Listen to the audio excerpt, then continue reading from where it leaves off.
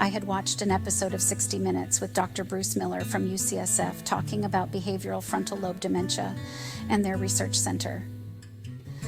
The stories were unsettling, but nothing I could have possibly anticipated for our future. They invited us to come down to the UCSF Neurosciences Research Center. The testing began, the questions, the forms, but as a caregiver, there wasn't much for me. I found the support group on Facebook very depressing and judgmental. And one thing I learned, everyone's stories are different. I have to admit, I was scared.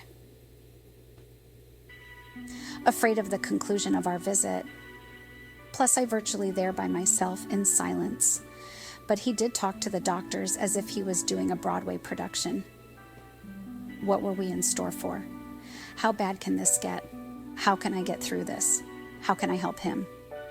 I did what I told every patient not to do. I Googled it. My stomach sank.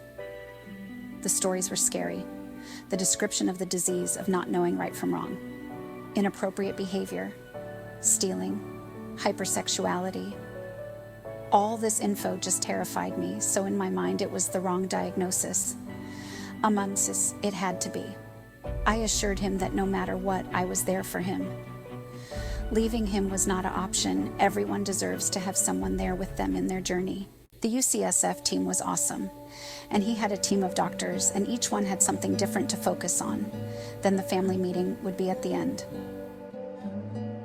We were there for a week, tried to find some nice restaurants, try to find some joy in the week of uncertainty. After the week came to an end, we entered the conference room, and I looked at his CAT scan. I said, "What's that?" They said a brain tumor. It had been there for years, but it hadn't grown, so most likely benign. But Reno doctors missed this tumor for years. We believe your loved one has BVFTD, but we are running genetics and with further testing in Reno, and we will follow up in a year. So we went out to dinner, kind of speechless. I just held his hand and wanted him to know he was not alone. We were given a lot of papers, brain donation, other tests available, but we drove the 4.5 hours to go home. I was used to quiet, but it was a silent ride. I was scared, but tried to reassure him I was going nowhere. I cried a lot. We had to close his business, sell our home. Thank God I still had my old house, because I found out the hard way he was in thousands of dollars in debt. He didn't even know it. My name was never on the business. But our CPA gave me the realization he hadn't been paying people. So any money made off our home paid off his debt. We needed help.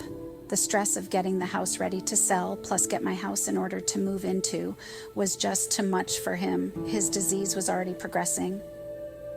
We had no help from his family. I called, cried, and begged for help watching him progress, but I was told they were too busy.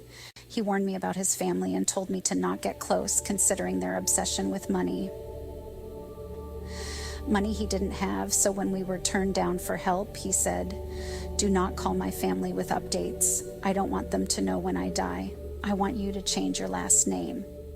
His family did have one thing to say, is they hated me from day one. One family member was going to kick my ass. My loved one said, "Please just don't answer their calls. If they come to the door, call the police. They are to receive nothing of mine." And he took the box of family photos and peed all over them. But he had his phone and could make and receive calls privately anytime. But we never received a call from his family. I hoped a call would come, but it never did.